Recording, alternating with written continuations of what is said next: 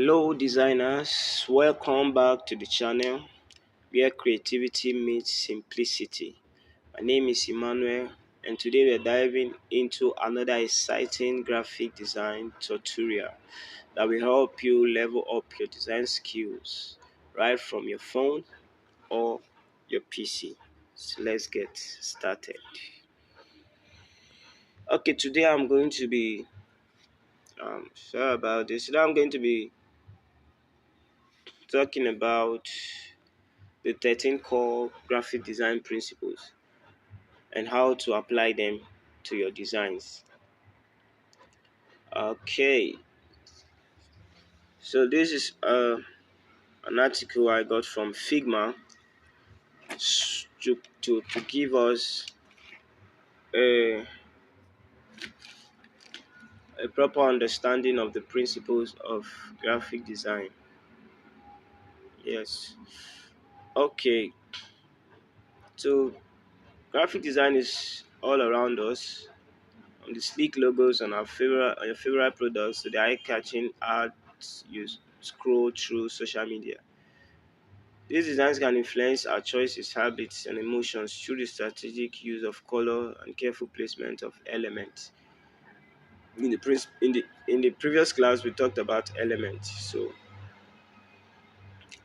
by understanding the core graphic design principles, you can create visuals that not only look good but effectively deliver your message.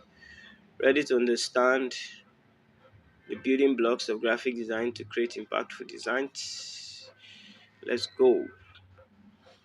So, when you understand the principles of graphic design, just like I said in the previous class, you understand the principles of graphic design and the elements, you can be able to create visuals or designs that not only look good but effectively deliver your message. So the aim of every design, the goal of every design is not just that the design is beautiful, it's not just that your design is colorful, but that your design is able to communicate the message of your client. So your client, before giving you the job, there is the reason why they even brought the job to you in the first place is because there is a message they are trying to communicate to their audience, and they cannot communicate that message maybe um, via audio. They cannot communicate that message with oral speech. So what they want to do is to visualize it. So you as a graphic designer, you need to know how to convert that message to a compelling visual. You need to know how to convert that message to a visual that will effectively deliver the message or the information the client or the company or the organization is trying to pass to their audience. Yes. In doing that, that's what makes you a professional graphic designer. So design principles, alignment, contrasts, balance, hierarchy, color, white space, proportion, repetition, reading, movement, emphasis, proximity, unity. So alignment. The alignment of the alignment graphic design principle is the arrangement of text and elements to create order and visual connection. So when we talk about alignment as a principle of graphic design, we're talking about how to arrange your text, your elements in graphic in your design. How to arrange your text, how to arrange your elements in your design. Yes. How to arrange your text, how to arrange your elements in your graphic design to create connection.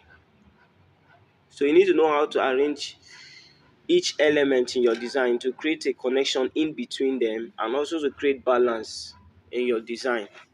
So you accomplish this by aligning elements to a common edge, center, or baseline. This enhances readability and guides viewers' eyes through your content in a digestible way. For example, text is often aligned left since most languages read from the left to right. You understand? So how to apply? Use a layout grid to organize text and graphic design elements to create visually structured design. So in the next class I'm going to be talking about how to use grid in your design. How to use grid and margins. Grid helps you to make proper alignment in your designs without making mistakes. So the next one is contrast. Contrast. Contrast creates a noticeable difference between elements to add visual interest and emphasize important information within designs. This graphic design principle is crucial since the human eye naturally gravitates towards elements with higher contrast. While contrasting colors are a common way to emphasize contrast, you can also apply it by using different sizes, textures, shapes, weight, and alignment of elements in designs. For example, the color red against a white background or a large bold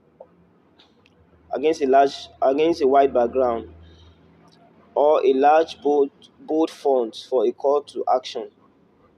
So how to apply? Focus on the most important details in your design and use a higher contrast to make them stand out, avoiding applying too much contrast.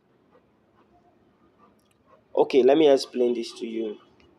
Now, this is an article I got from Figma. I got this article from Figma to help us to understand this very well. So, um, in your design, contrast is very important.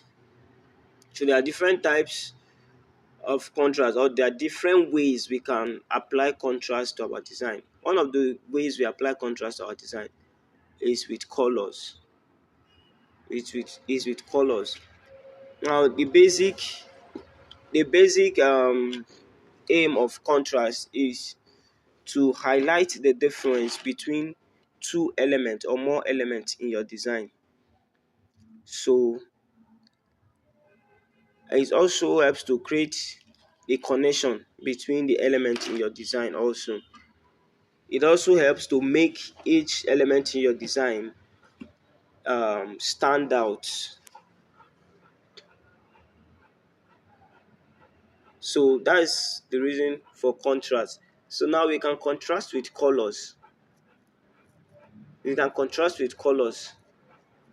So you can use colors to create difference between each element in our designs. If you have question, please drop it in the comment sections. So we can use colors to create a contrast in our design. So maybe your heading can have a bold text. Your heading can have a bold text. Your If your heading is bold at the top, then the body of the design, the body part of the design is supposed to go with a lighter font, so that there is going to be a visual contrast between the two. So there's one item that is bold and there's another item that is thin. Understand? So if everything is bold, if every text in your design is bold, there will not be contrast. If every design element is bold and is just big and bold in the design, there will not be contrast.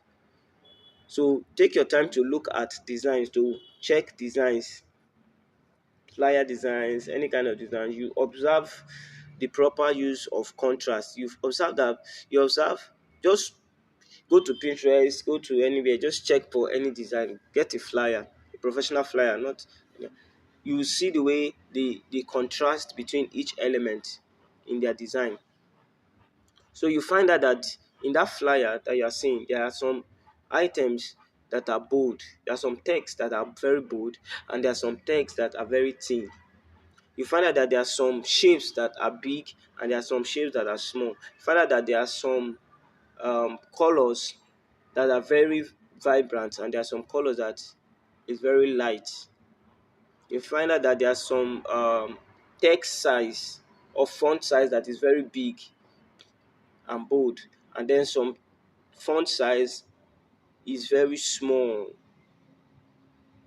They reduce it, just like the down part of the design. Most professional design, they want to write something. Sometimes it's very tiny and very small. Yes, you feel like, why would they write this thing to be very small like this? It's because they're trying to create contrast. So after you see the other things that are bold, you know, human beings are very can be very curious most times. So if I like, what is that tiny thing that is there? It could be it could be something that will be of importance, of value to me. So I want to see that thing that is very small. Most times you are looking at the flyer and then you have to even zoom it to now see.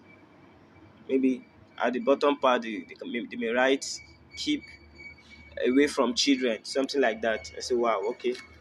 So that's contrast. Everything is not supposed to be bold in your design. There are some things that needs to be small in size, and there are some things that needs to be big in size. There are some colors that needs to be thick and vibrant, while some colors you need to make it light. Yes, to create contrast. Yes, to create contrast. So there are some things that needs to be bold, and there are some things that need to be light. There are some things that need to be big. There are some things that need to be small in your design. Everything cannot be big. Everything cannot be. All the colors cannot be vibrant and thick. There are some colors that needs to be light to create contrast, to guide the eyes of the viewers. So take note. Take note of that. Contrast. So the next one is balance. Balance. So we have symmetrical balance, as evenly distributing visual weight to create a harmonious design. Then we have asymmetrical balance. Uses elements of different weights to create a dynamic composition.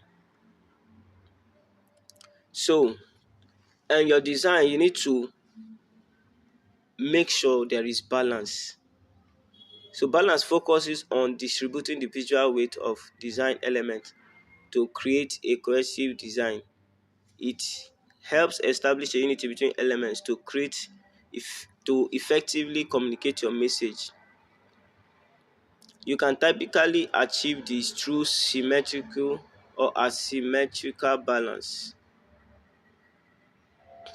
So, symmetrical balance focuses on the even distribution of visual weight to create harmony within a design.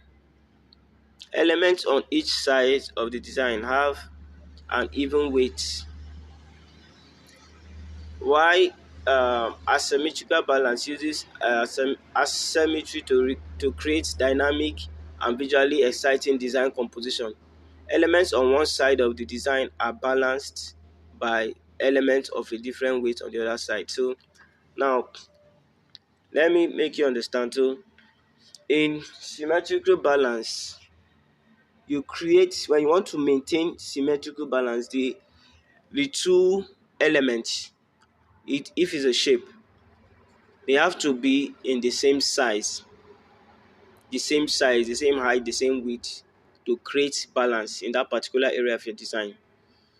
So, but in asymmetrical balance, you use a lesser weight um, and size element to balance with a larger weight element in the design. So like, look, see the image there. So we have a big rounded shape, and we have a small rounded shape. And the first image, we have two um two square shapes that are equal in size, equal in height and width. So vice versa. So in your design, you need to make sure that there is balance. And one of the ways to create balance is proper alignment. Proper alignment. Make sure that your design is well aligned. It's well aligned. We have left alignment, we have right alignment, center alignment. So you need to know the particular alignment pattern you are using, and then make sure you work with that alignment and it's properly, your elements are properly aligned to create balance. Yes. So the next principle talk about here is hierarchy. You can achieve visual hierarchy by strategically arranging and emphasizing elements in order of importance. So just like the word implies, hierarchy is talking about knowing the order of importance of the information that is being given to you. So you have a set of information that you are working with. You need to know the order of importance in that information, the thing that should come first. Yes, as simple as that.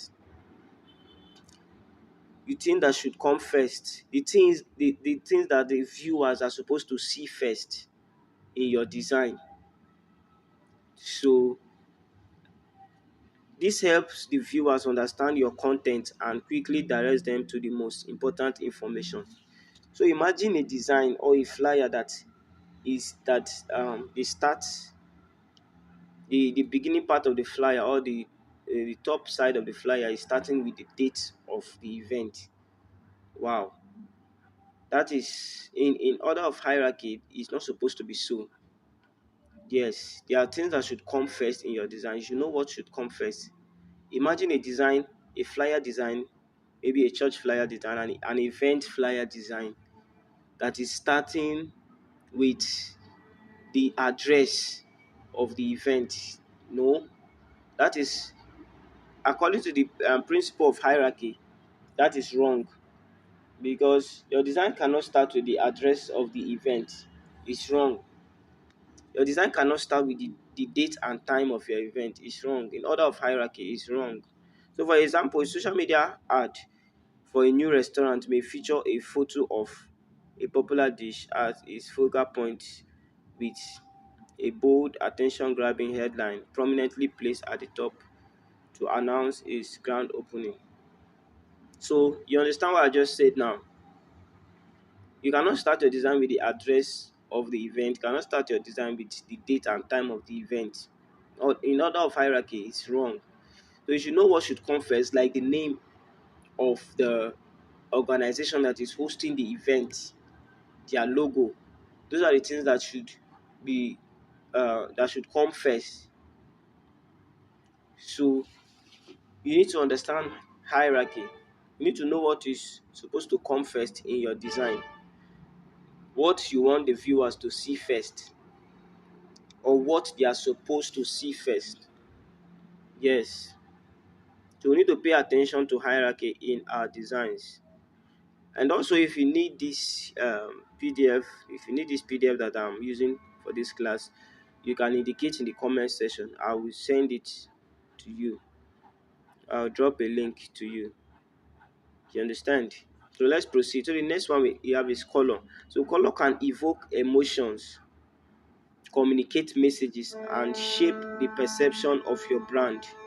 In graphic design, colors aren't chosen at random.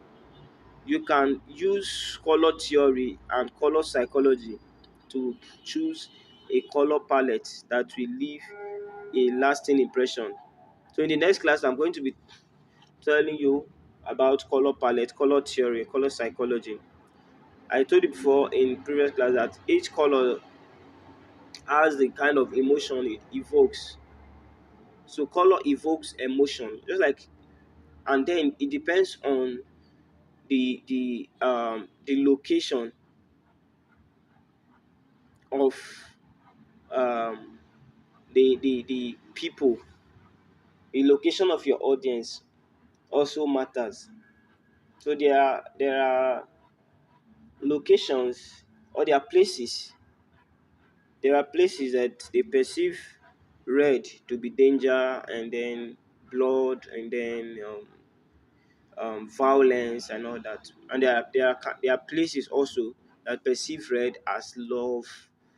When they see red, the kind of emotion it evokes to them is love, relationship, kind of romance and all that. But there are some places when they see red, it's just violence, danger, blood, sacrifice, all this kind of thing.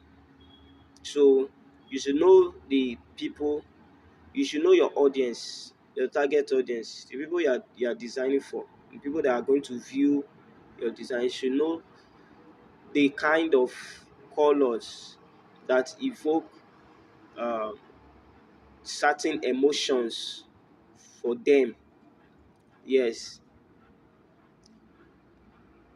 yes. So you need to understand how color works and how to apply it in your designs. And also, you should, from a professional standard, you're not supposed to use more than three colors in your designs.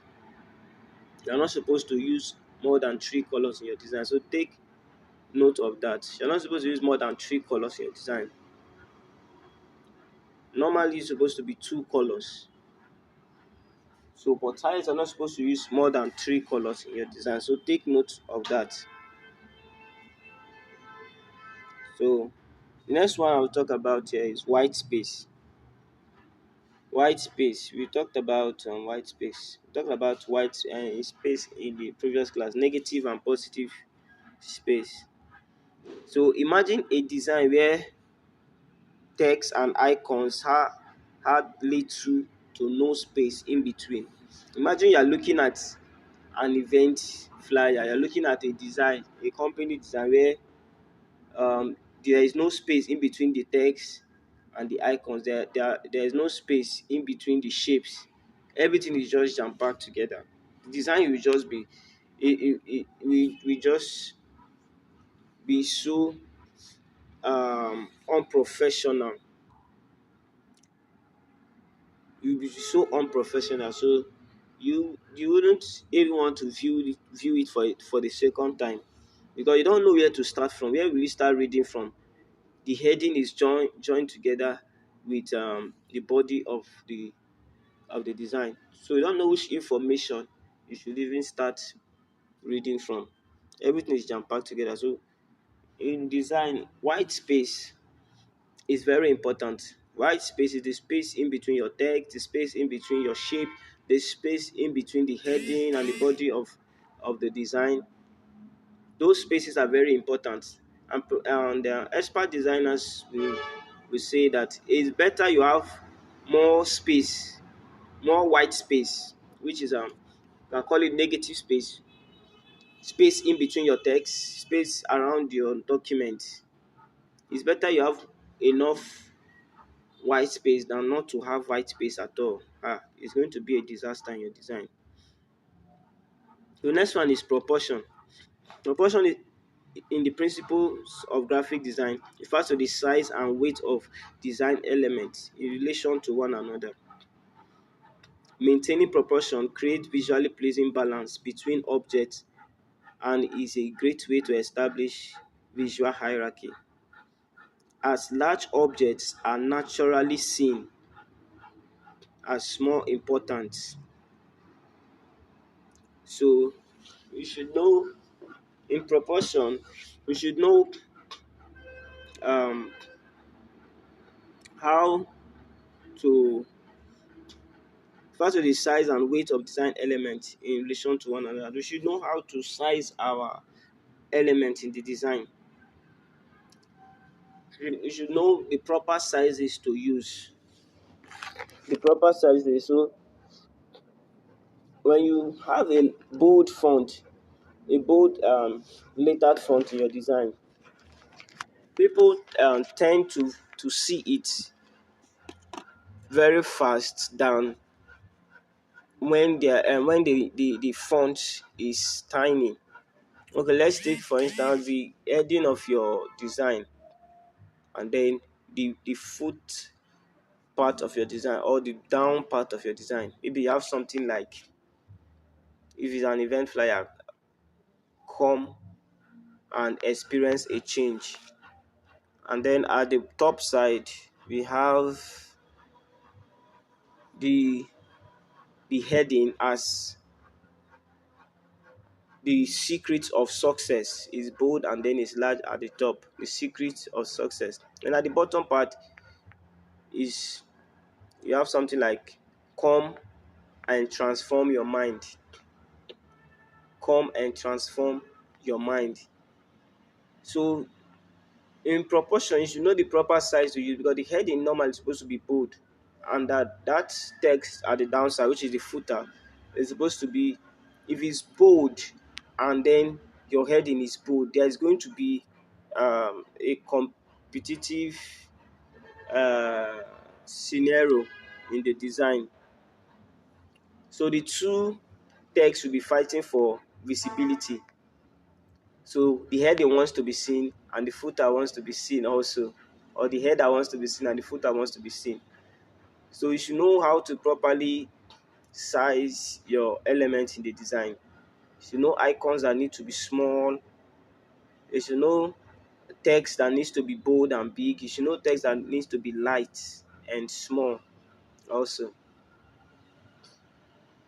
And you know how to properly align your uh,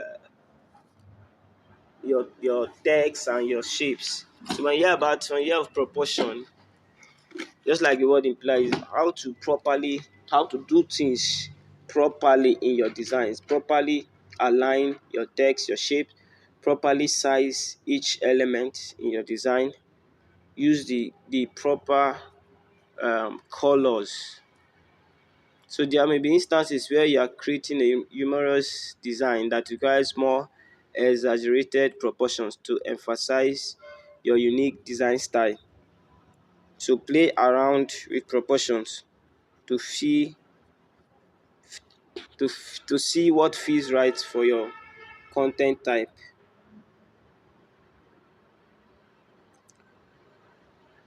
Okay, so we have reading. We have reading. So in graphic design, we have random reading. You can achieve, well, they skipped one of these things. Repetition. Repetition. One of the principles is repetition. Sorry, it's not shown. Repetition is one of the principles in page 9. I have repetition. Repetition is one of the principles. So in graphic design, there must be repetition. There must be repetition. Repetition helps to create reading in your design. Repetition helps to create balance. Repetition helps to create unity in your design. So in your design, you should always know when to repeat things in your design, when to repeat elements, when to repeat shapes, when to repeat text styles, when to repeat colors in your design. So you can't make a design, a professional design, without repeating the colors, without repeating shapes, without repeating lines.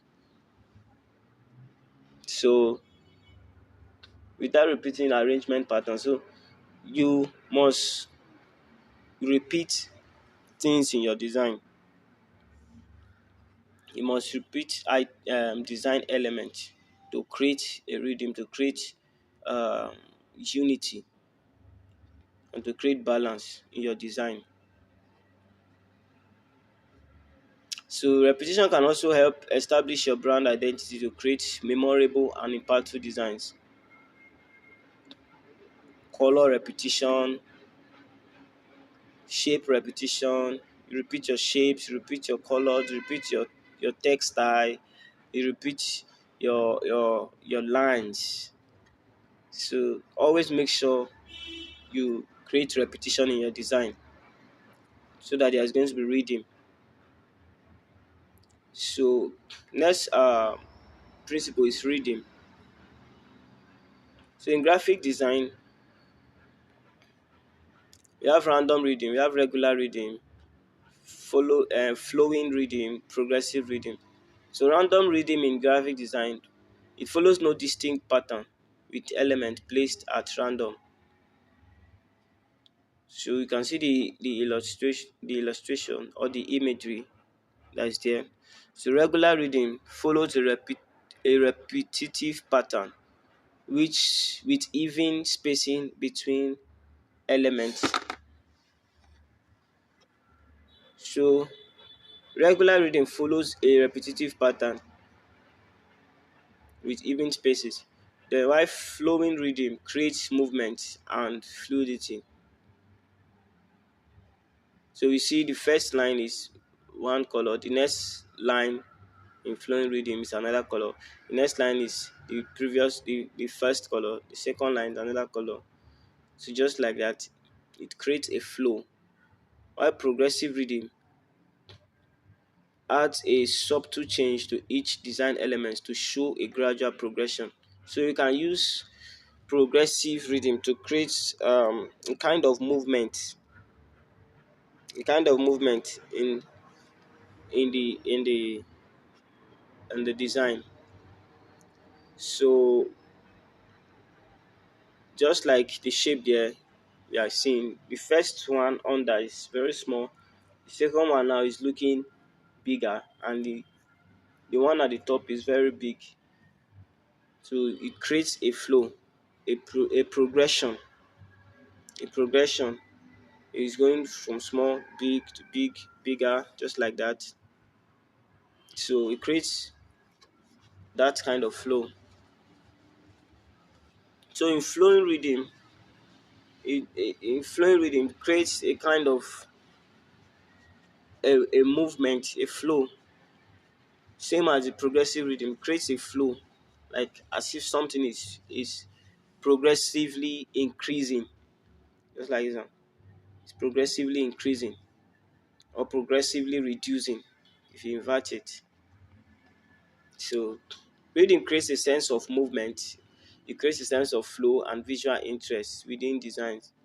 It's similar to repetition but focuses on the placement and spacing between the repeated elements. So yeah. So the next principle we have is movement. Movement is the way a user's eye is guided through a design. This creates a visual journey leading them from one element to another.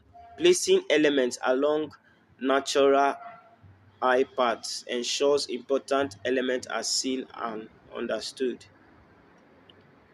So how to apply? Follow common eye tracking patterns like the Z pattern. So there's one thing in graphic design is called the workflow. The workflow talks about the movement in your design, how you are able to guide the viewers, how you are able to guide the eyes of the viewers in your designs. So just like we were talking about the other principle of hierarchy, the things that should come first, what they are supposed to see first. So and also the kind of arrangement you use will determine how you guide the viewer's eyes from the top to the bottom, because the goal of the designer is to make sure that the audience consume all the information in the design. Yes, because for the fact that the the information is on that design, it means that your client wants the viewers to see them, or he wants the audience to see them. He wants the potential customers to see all the information on the design. So it is responsibility of the designer. It's your responsibility as a graphic designer to make sure that the audience or the potential customers view every information on design. So that's why you need to pay attention to movement in your design, how their eyes are being guided. Most times you need shapes, you need proper colors to guide their eyes. You need proper alignment to guide their eyes in the design. So now there are different design patterns that the eyes of viewers normally follow. There are different design patterns, different flow patterns. So we have the Z pattern, whereby your design information starts from the left and then it moves to the right, and then it slants down and then it now moves to the right again. That's the Z pattern. We have the F pattern or the layer cake pattern to guide the placement of design elements, strategically placing your most important information in areas viewers are naturally drawn to. Yes, so you need to know how to place your element in the design.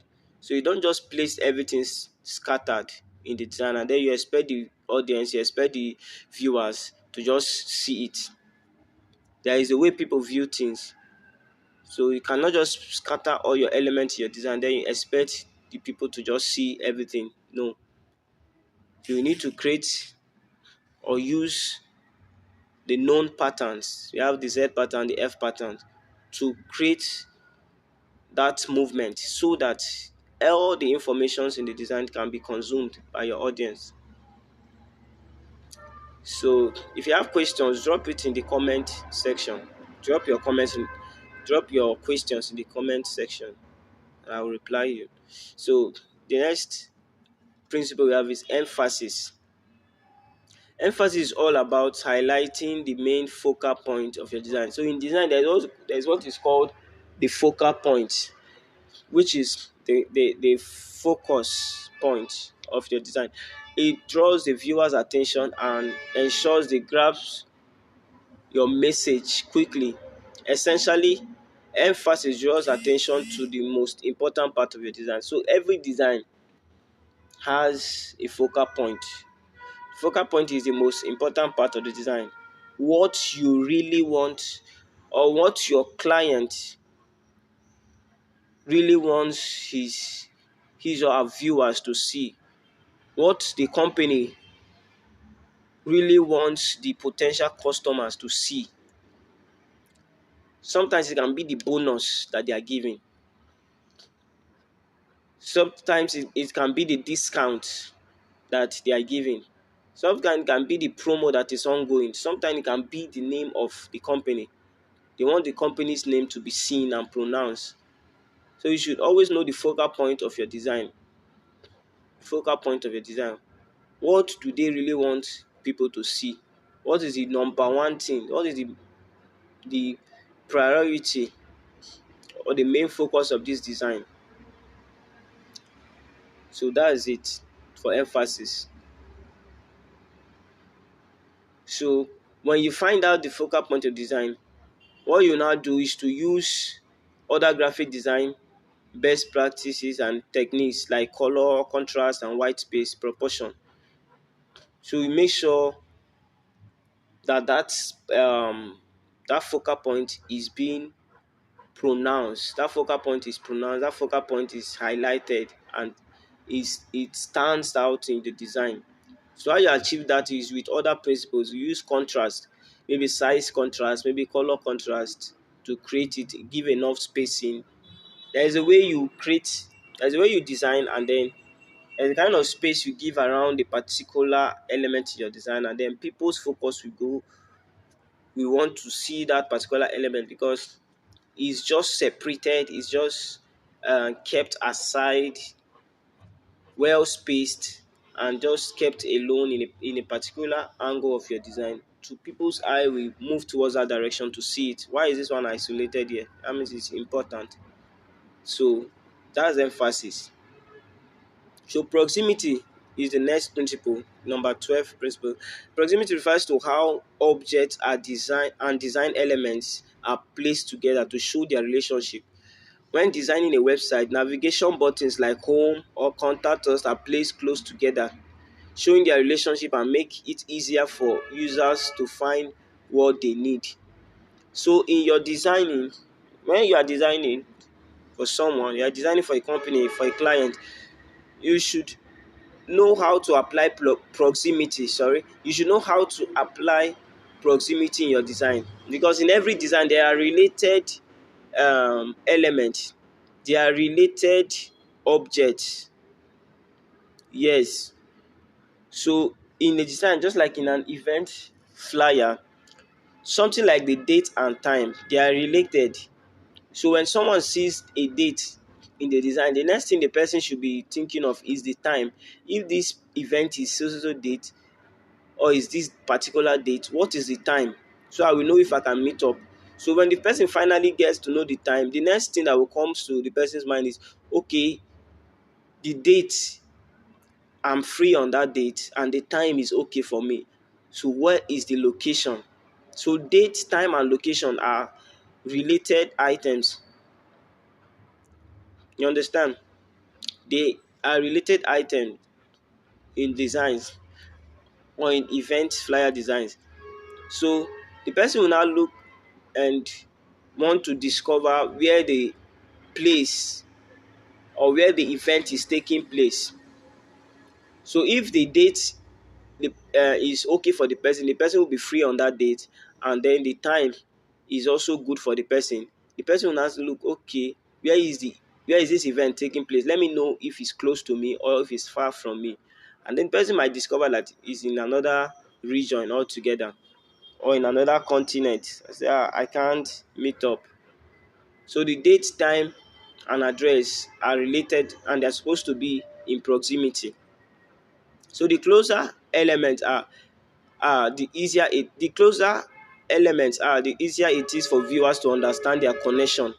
While placing elements further apart signals no connection. This provides structure to design and organizes information so your message is communicated effectively. So how to apply proximity?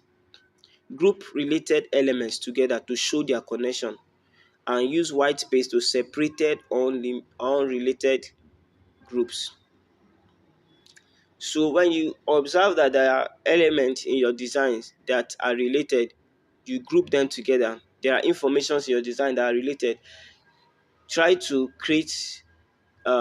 keep them in proximity, keep them close to each other, group them together while maintaining your proper spacing. So the ones that are not related, you try to space them from the ones that are related together. So the ones that are connected, the information that are connected, that has connection, you put them together while maintaining proper spacing. So the last principle I have here is unity. Unity ties all graphic design rules together. To ensure your design feels harmonious and cohesive, when designs have unity, unity ties all graphic design rules together to ensure your design feels harmonious and cohesive. When designs have unity, all elements flow seamlessly to form a unified composition. So how do you apply unity? Focus on consistent design elements like colors, fonts, and shapes to create rhythm and harmony. Apply the proximity principle to ensure your message is easy to digest, and use grid system to maintain consistent spacing and alignment to create a sense of order. So by understanding and applying these graphic design principles, you can create visually pleasing and memorable designs. So that's it. Unity, proximity, emphasis, movement, reading, proportion, white space, color, hierarchy, balance, contrast, alignment, repetition. So that's it. So make sure you understand these principles very well. Make sure you understand these principles very well, because when you understand it, your designs are going to be compelling, your designs are going to be visually appealing, your designs are are going to look professional. Yes. So pay attention to this principle, and then don't forget to subscribe to this channel. This is Imacom Studio. In this channel, I take people through on graphic design from basic to advanced level, and we explore different softwares like Photoshop, Canva, PixelLab, CorelDRAW. So make sure you subscribe to this channel so you can get more tutorials from this channel, and turn on your notification so that you won't miss any tutorial.